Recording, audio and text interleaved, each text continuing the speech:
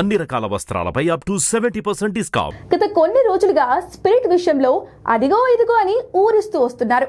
కానీ షూటింగ్ మాత్రం స్టార్ట్ అవ్వడం లేదు. వాస్తవానికైతే సందీప్ రెడ్డి చెప్పిన దాని ప్రకారం గతేడాది చివర్లోనే స్పిరిట్ సెట్స్ పైకి వెళ్లాల్సి ఉంది.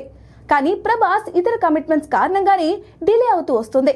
ప్రస్తుతం ప్రభాస్ చేసిన సినిమాలో రాజసాబ్ ఆల్మోస్ట్ కంప్లీట్ కావచ్చుంది. ఫౌసీ కూడా జెట్ స్పీడ్ లో షూటింగ్ జరుపుకుంటుంది.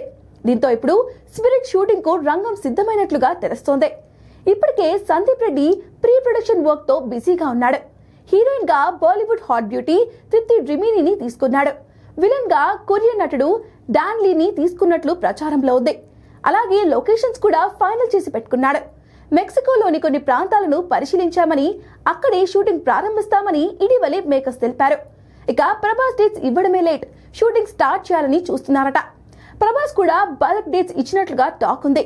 ఒక్కసారి ఈ సినిమా షూటింగ్ లో జాయిన్ అయితే ఫోకస్ మొత్తం దీనిపైనే ఉండేలా ప్లాన్ చేస్తున్నాడట డార్లింగ్. ఇండస్ట్రీ వర్గాల ప్రకారం సెప్టెంబర్ లో స్పిరిట్ షూటింగ్ స్టార్ట్ కానుందని తెలుస్తోంది. ఒక్కసారి షూటింగ్ స్టార్ట్ అయితే ఎలాంటి బ్రేక్ లేకుండా back to back schedules plan చేస్తున్నారట.